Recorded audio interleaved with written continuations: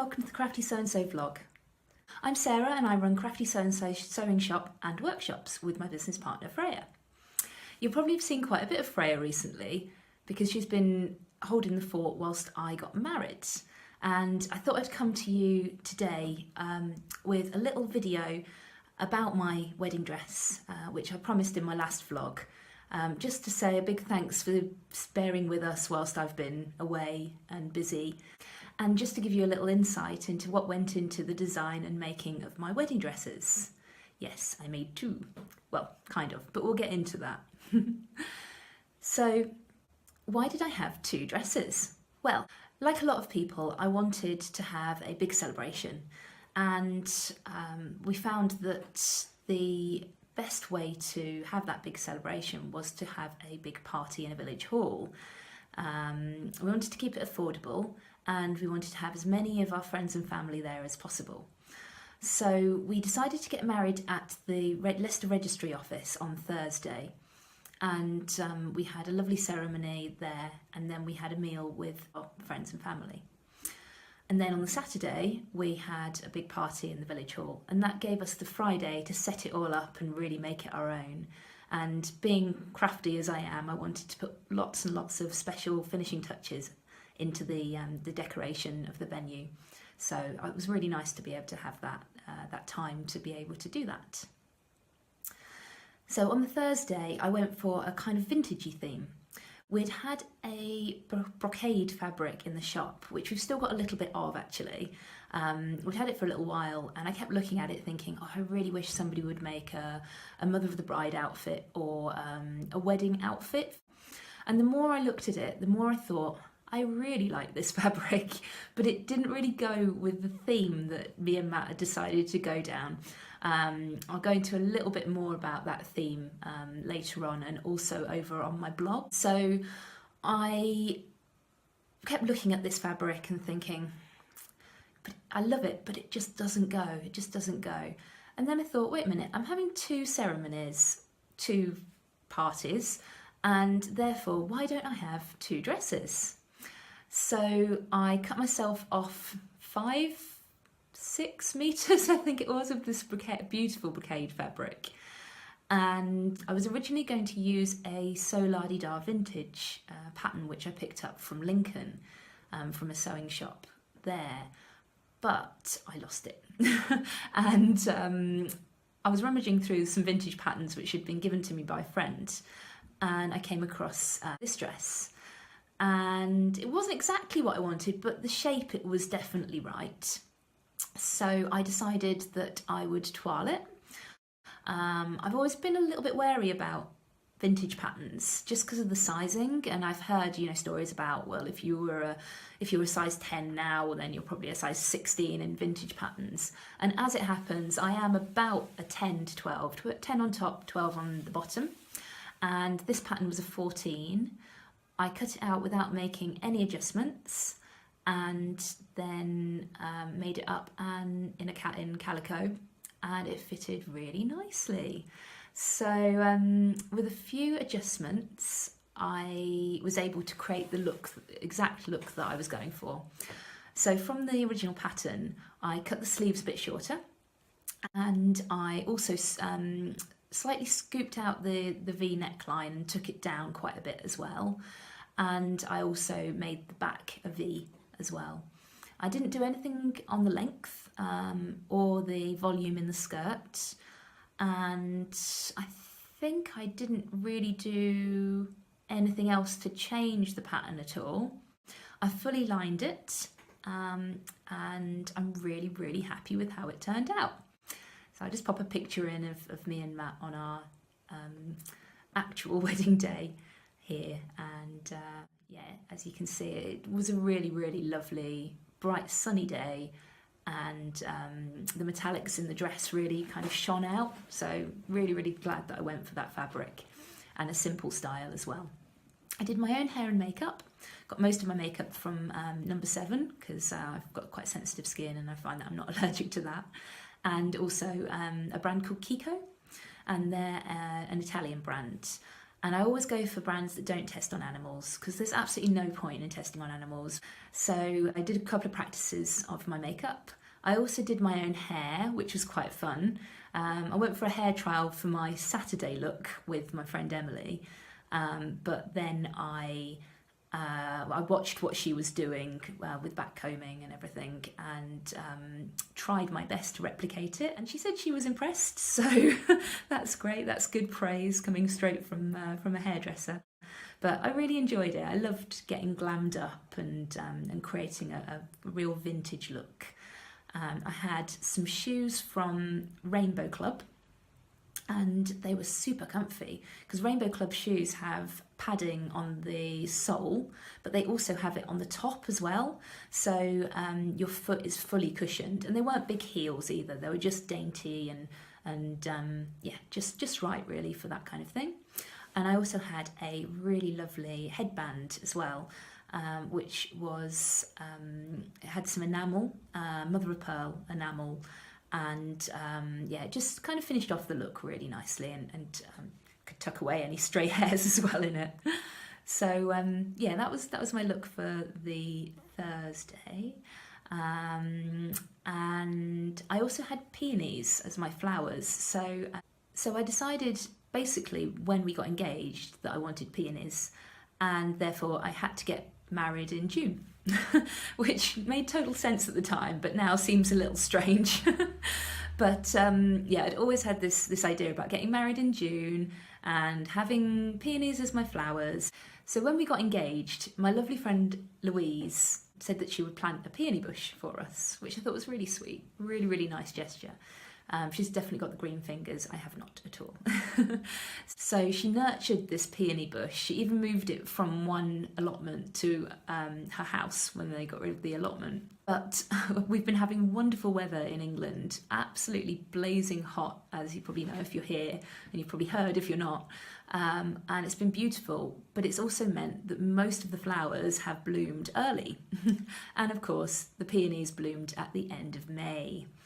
So unfortunately, I couldn't have Louise's peonies for my wedding bouquet, but I went to Waitrose the day of my wedding to go and pick up the glasses for the Saturday, and I saw some peonies there and thought they were kind of in bud, so I wasn't sure whether they were going to come out, but I thought, what the heck, I'm gonna go for it and see. And they actually came out and looked beautiful. They really did. And better still, the lovely lady who hired us the glasses at Waitrose gave them to me as a wedding present, which I just thought was so sweet. And I just love how generous people can be and how supportive they can be. So thank you, lady in Waitrose. I really appreciate it.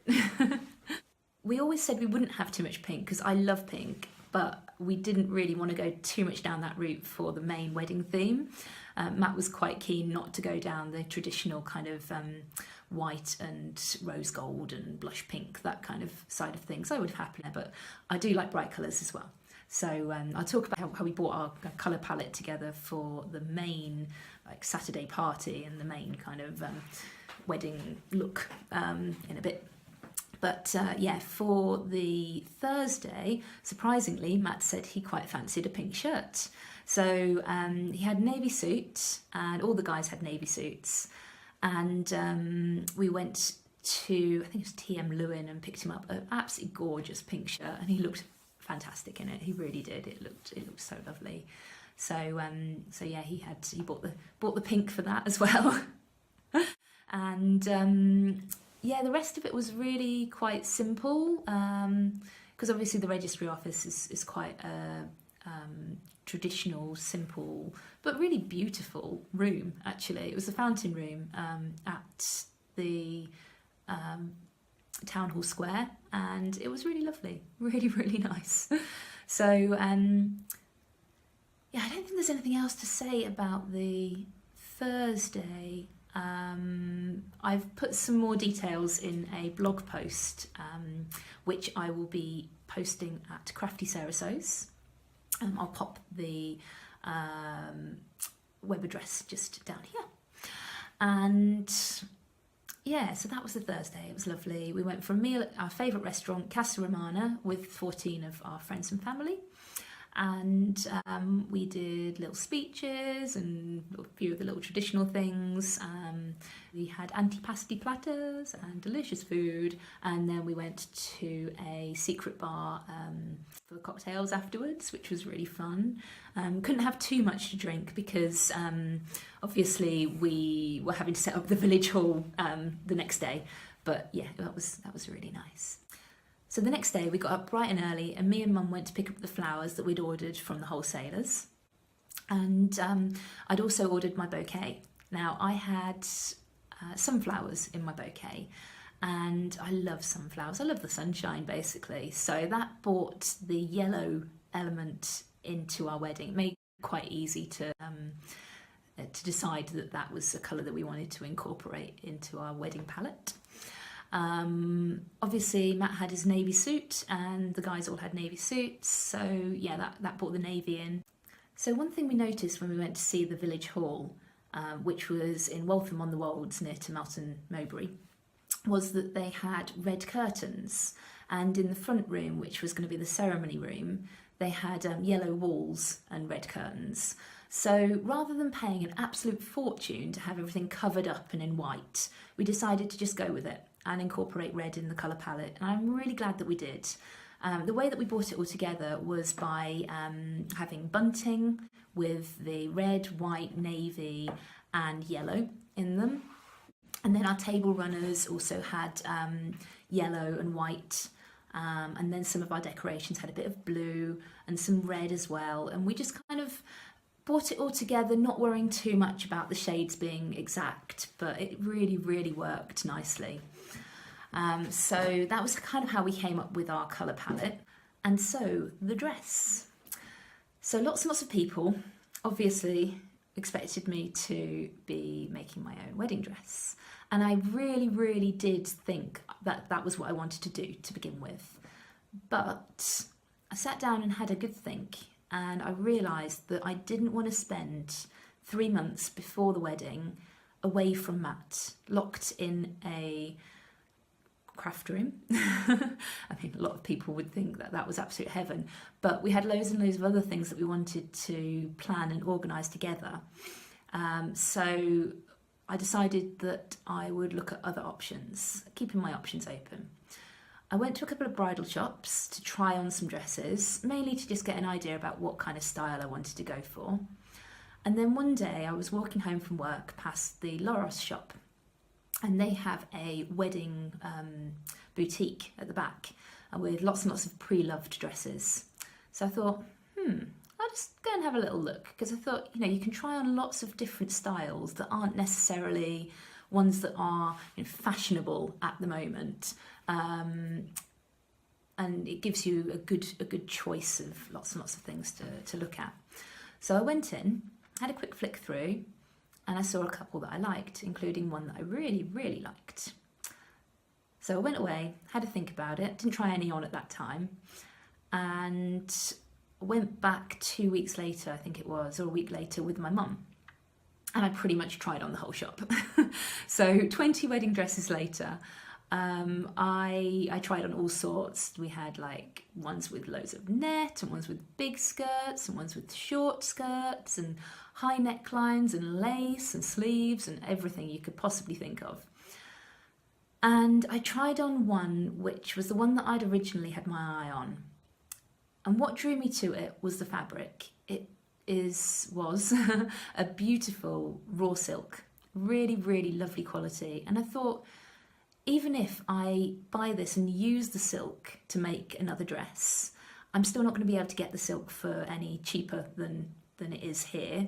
And it's a pre-loved wedding dress. Somebody has had a really good time in it. And what would happen to it if I didn't take it away? It would probably have ended up just, in a box somewhere, or on the back of a door, or that kind of thing. Like, I felt for this dress. I felt that it needed me. It needed me to have its second life. So, I bought it. And to begin with, I wasn't quite sure about the high neckline and the lace. I didn't really envisage that as what I thought I would have to begin with, but I really grew to love it. And yeah, I'm really glad that I went for it. So as you can see from the photo, it was quite a simple dress and quite plain to start off with. It did have a few stains, and I found out that the top couldn't be dry cleaned because it was lace with hand beaded elements to it, and they were worried that if we dry cleaned it then the pearls would change colour. So I unpicked the top from the skirt, and I just got the skirt dry cleaned, and then I reattached the two. For a while I was wearing it just to see what it was like as a skirt and a top, and I decided in the end that the skirt was too heavy to sit on a waistband. I thought it would be uncomfortable, so I did reattach them. But for a while I was kind of toying with whether to have like a kind of crop top and a high-waisted skirt, which I think still think could have looked really nice. So no, I'm glad that I went for what I went for. But yeah, that's the problem though. Making decisions when you're a designer and you are a seamstress yourself, it's really hard because you could do anything. But as time drew closer, I realised that I needed to do something, so I just had to make some decisions. So what I did do to make it my own was I added some embellishment. So I've not really done much embroidery before, but I dabbled with it a little bit last year and made a little sampler. And just did a few little bits and pieces just to see whether I could I could do it basically, and trying to get my head around sitting for maybe like 5-6 hours embroidering, yeah, just to see whether that was something that I wanted to do. So I decided that it was, and I basically used the embroidery to cover up any of the little stains that were still on the dress. And that worked really well. You definitely didn't notice any of the stains, so that was taperfect. And I added a big bow at the back in raw silk, and I also added tails to that. And the tails I did in ivory on the front, and then a corn yellow on the back, just to add that kind of pop of colour. And the embroidery that I did was inspired by my mum, like most of my sewing exploits. And yeah, she's got a really nice wall hanging, which I was inspired by. And she's also done quite a few traditional tablecloths. So I kind of pumped up the scale of the designs just so that I didn't have to do quite so much. And yeah, I'm really, really happy with how that turned out. So I'll just grab it and then I can show you what that looks like. So this is the embroidery. As you can see, I've incorporated lots and lots of different colours.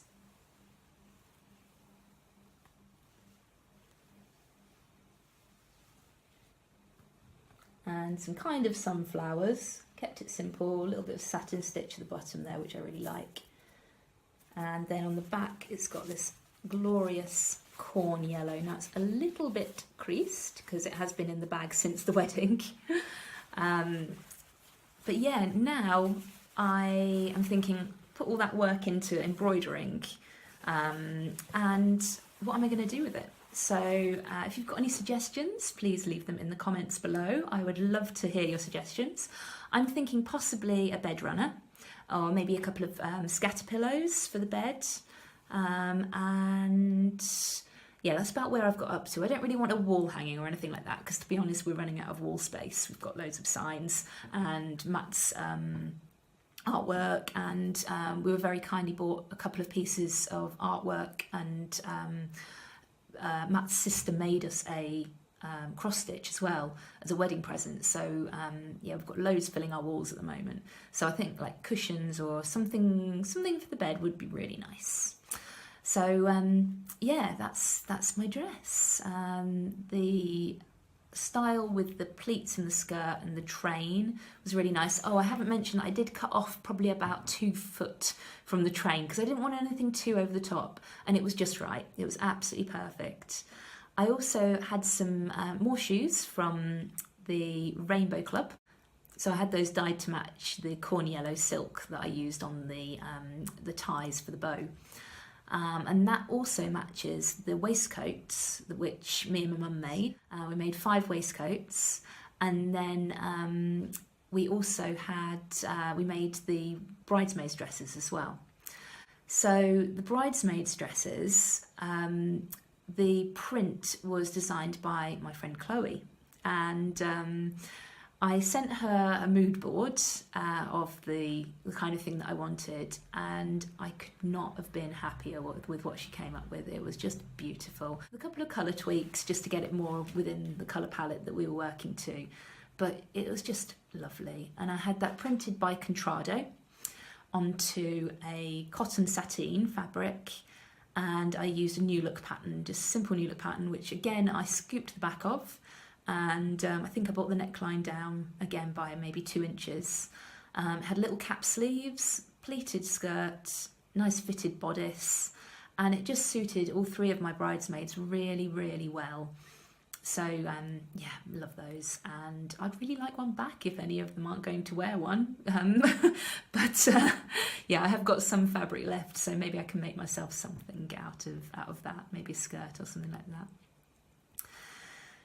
So yeah, I think that is pretty much everything about my outfits and other people's outfits for the wedding. I should probably mention my mum. Oh my goodness, she looked amazing on the Saturday. She really did. She looked lovely on the Friday as well. But on the Saturday, she went for something that was really outside of what she would usually wear. A royal blue, bright blue lace dress. And she just looked stunning, and I'm so proud of my mum. I mean, she didn't make it. We went shopping, and she was planning to make it, but again, for the same reasons as me, she didn't want to spend all her time working on a dress for herself. She wanted to enjoy doing the other things that we could do together. So she was amazing helping with the bridesmaids dresses and the waistcoats, and so many other things. She cut out all the bunting, and then my mother-in-law, Jean, sewed it all together. So everything was such a team effort. I should probably also say about the cake, which my dad made and I iced. And there were so many touches like that that just made it so special with everybody getting involved. Like I said, I've written a blog post about those little touches. So go and take a look at that at Crafty Sarah Sews, and you'll see all the pictures as well. So I hope you've enjoyed me rambling on about our wedding. I'm sure there's loads that I've missed. I'm really, really glad we did it the way that we did. So yeah, until next time, happy sewing and bye. I only knew you for a while.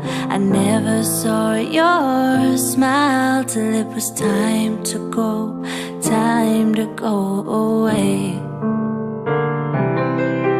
Sometimes it's hard to recognize love comes as a surprise,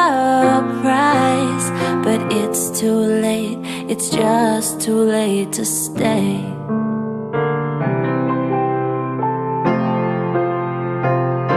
We'll always be together, however far it seems. We'll always be together, together.